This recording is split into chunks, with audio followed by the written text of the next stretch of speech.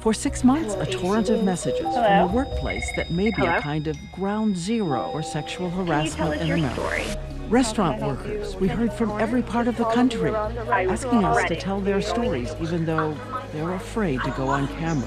They need their jobs. There are 2.5 million waitresses and waiters across this country tonight, and a majority of them work for a wage less than $3.26 an hour. For 12 hours of work, that's a paycheck of $40. Tips are their livelihood. A woman in North Carolina sends us a message. She is a veteran server of 20 years, 6 different restaurants. Since she's still working, she asks us not to give her name and says she's proud of being a waitress, even though the years take their toll. If I could go back, that's the first thing I would do. I swear that I would. I just got home from work. Feet are killing me. My toe hurts. I have to keep wrapped because it swells up. We calculated she's walked 12,000 miles serving food, more than an NBA player would clock in the games throughout his career. Do my best to follow through, come up with a master plan. She's given up buying clothes for herself. She's worked nearly every holiday. Her husband's pay covers the mortgage. 20, 40, 60. She says every penny she makes goes for school supplies for her children and medical care and a college fund. And she knows how we've all laughed through the years about what waitresses do to earn their tips. Go out and get those tips! Oh, wow. You think she thinks I have a beautiful face, or is she just saying that? Well, they do work on tips. We know it's almost a kind of handbook. Wear red lipstick, lean over. But it's one thing to laugh, another to live it. I'll say, hi, welcome. What can I do for you? What can I get for you? And they'll just say, show me your tits. Would you walk into an office and say that to somebody? And because you need the money, you try to smile through comments she say came every week over 20 years. I had one guy say to me, I could watch you walk away all night. Your wife and children are sitting right next to you. It's a job that it doesn't take education to do. It takes skill, but it doesn't take education. So I think people perceive us as we're dumb, and we'll take it because we can't do anything else. And it's not just smiling at customers who pay you. It's also trying to make sure you please the manager, because the manager controls which servers get the best section in the room, the ones we all want. Near the windows, more customers, more tips. And by the way, across this country, a huge percentage of chefs and managers are male. I was told that I would not get a good section if I did not give my manager. And in the restaurant business, if you don't have a good section, you don't make money. A lot of women that work in this business are young, single moms. They don't have any self-esteem. And these managers, they can spot that the second they walk in the door. And they just prey on them. You're almost legal. Are you ready for this? Being dramatic. Oh, you smell so good. He would come over that and take you from behind. You should really try to smile.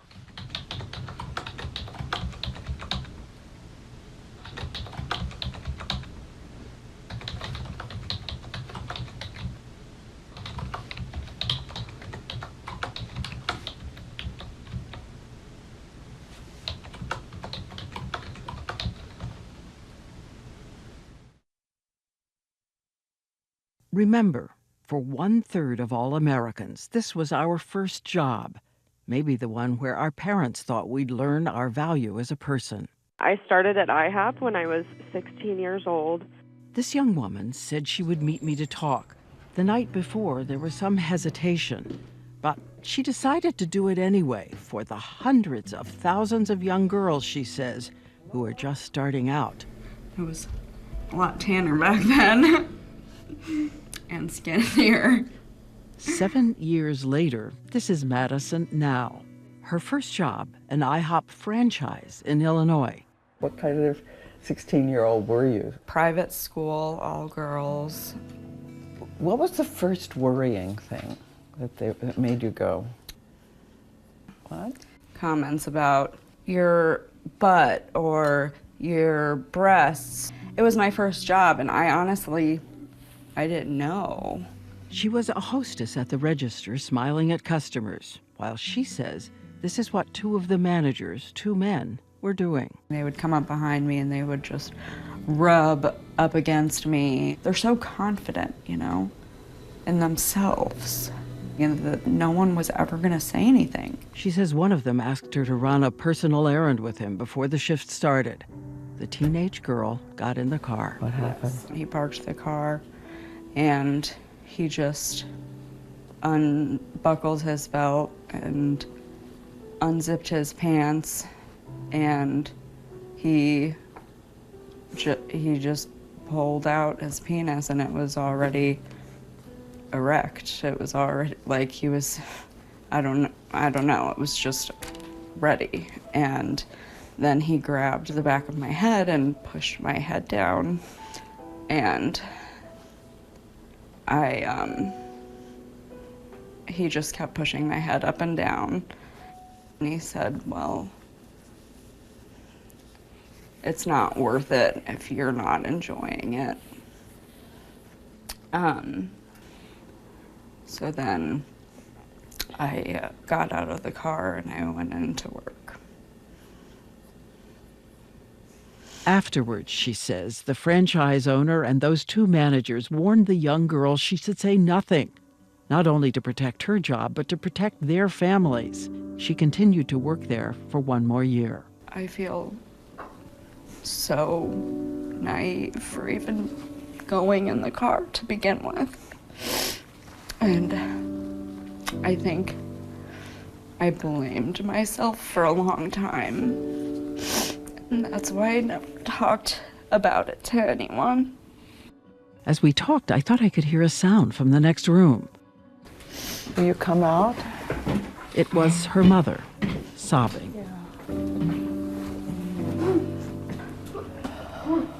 You're stronger than I ever was.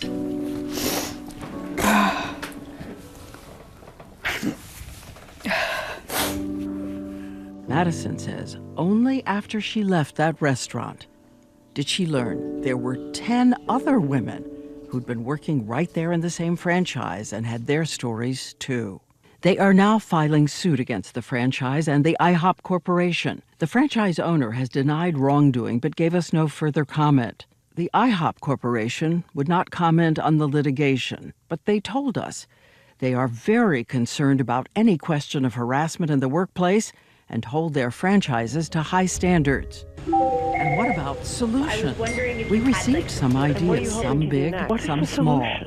A couple of bartenders in New Orleans started something called Shift Change, asking that everyone intervene for servers. We also talked to an advocate, the head of the largest organization for restaurant worker rights, who says, remember what a tip can mean for a life. When you're a woman earning $2, $3, or $4, your wage is so low it goes entirely to taxes. You're living completely off your tips because the customer pays your bills, not your employer. At a restaurant in New York, I talked with some servers. Simone says every dollar she receives will go to support her child, pay for housing, and make a dent in her student loan. So you're living entirely on tips? Right. And as her shift begins in New York, that veteran server in North Carolina is heading to her job. She says she always takes a minute or two to think about the young workers and their high hopes. Don't say it's over, 'cause that's the worst news I could hear. I swear that I just have that little talk with myself that it's going to be a good shift. I'm going to go in, I'm going to have a positive attitude. It was all right there in that email she sent us months ago. Bring this to light, she says, so these young girls don't suffer in silence. Hi everyone, George Stephanopoulos here. Thanks for checking out the ABC News YouTube channel. If you'd like to get more videos, show highlights, and watch live event coverage, click on the right over here to subscribe to our channel, and don't forget to download the ABC News app for breaking news alerts. Thanks for watching.